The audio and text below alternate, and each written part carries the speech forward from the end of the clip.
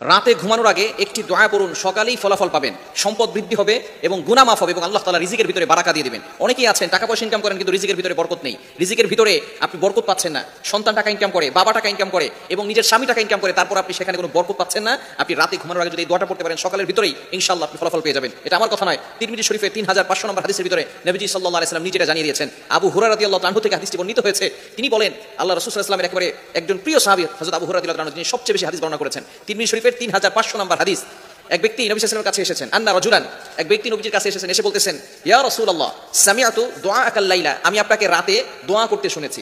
অর্থাৎ নবী সাল্লাল্লাহু আলাইহি ওয়াসাল্লাম এই দোয়াটা রাতে করেছেন, আপনিও চাইলে রাতে ঘুমানোর আগে এই দোয়াটা পড়বেন। নবী সাল্লাল্লাহু আলাইহি ওয়াসাল্লামকে এই ব্যক্তি বলতেছেন যে ইয়া রাসূলুল্লাহ আমি আপনাকে রাতে এই দোয়াটা পড়তে শুনেছি।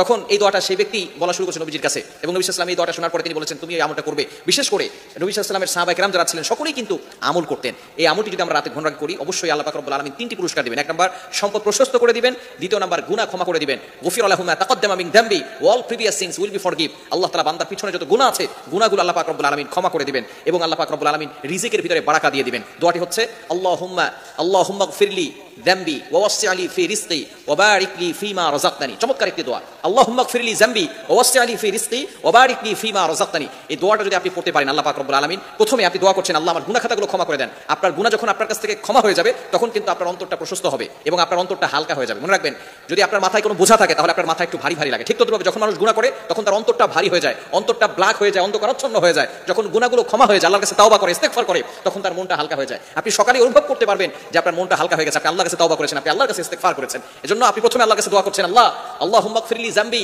আল্লাহ আমার যত গুনাহ আছে গুনাহগুলো আপনি ক্ষমা করে দেন। এরপরে আপনি আল্লাহর কাছে দোয়া করছেন ওয়াসসি'লি ফি রিজকি, আল্লাহ আমার সম্পদে প্রশস্ত করে দেন, সম্পদটাকে আপনি বাড়িয়ে দেন। আপনি আল্লাহর কাছে দোয়া করছেন। এটা করলে আল্লাহ পাক রব্বুল আলামিন আপনার সম্পদ বৃদ্ধি করে দিবেন এবং ওয়াবারিক লি ফিমা রাযাকতানি, আল্লাহ আমার রিজিকের ভিতরে বারাকা দান করে দেন। আমরা যে বারাকা পাচ্ছেন এই দোয়াটা পড়বেন অবশ্যই বারাকা আসবে। বারাকা বলতে কি বুঝি আমরা অনেকে বুঝি না। এটা বরকত হচ্ছে অল্প জিনিসে অধিক লাভ হওয়া। অনেক সময় দেখা যাচ্ছে আপনার বেতন হচ্ছে 10,000 টাকা, কিন্তু এই 10,000 টাকার ভিতরে এমন বরকত হয়েছে যে আপনি সুন্দর করে সংসার চালাচ্ছেন এবং 2,000 টাকা জমাও রাখতে পেরেছেন, এটা হচ্ছে বারাকা। কিন্তু অনেকে দেখবেন 50,000 টাকা ইনকাম করে, 1 লক্ষ টাকা ইনকাম করে, কিন্তু সেখানে কোনো বারাকা নাই।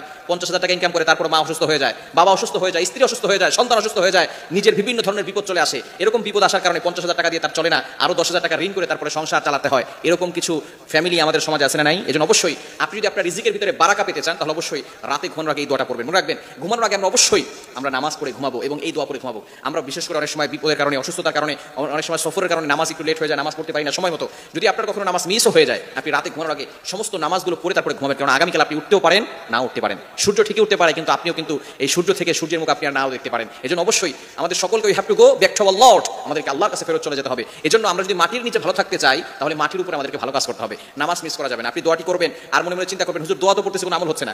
নামাজ না পড়ে আপনি দোয়া করে কোনো ফায়দা পাবেন না।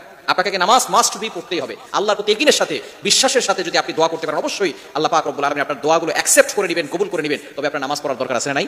সুখের মালিক হচ্ছেন আল্লাহ, বরকতের মালিক হচ্ছেন আল্লাহ, সম্পদ বৃদ্ধি করার মালিক হচ্ছেন আল্লাহ, গুনাহ মাফ করার মালিক হচ্ছেন আল্লাহ। সেই আল্লাহকে অখুশি করে আপনি গুনাহ মাফ করাতে পারবেন না। আল্লাহকে অখুশি করে আপনি কিন্তু সেই রিজিকের ভিতরে বরকত পাবেন না। এজন্য আল্লাহকে আগে স্যাটিসফাই করতে হবে, সন্তুষ্ট করতে হবে। আল্লাহকে সন্তুষ্ট করার জন্য নামাজ পড়ার দরকার আছে না নাই? আল্লাহ তাআলার বিধান মানার দরকার আছে না নাই? আল্লাহর বিধান মানবো, 5 ওয়াক্ত নামাজ পড়বো এবং অবশ্যই রাতের বেলা ঘুমানোর আগে দোয়াটা করবো আল্লাহুম্মা গফিরলি যামবি ওয়া ওয়াসসি'লি ফি রিজকি ওয়া বারিক লি ফিমা রাযাকতানি। এটা করে ঘুমালে আল্লাহ পাক রব্বুল আলামিন রিজিকে বরকত দান করবেন, রিজিক সম্পদ প্রশস্ত করে দিবেন এবং আল্লাহ পাক রব্বুল আলামিন গুনাহ ক্ষমা করে দিবেন। আল্লাহ তাআলা আমাদের সকলকে এই আমলটি করার তৌফিক দান করেন।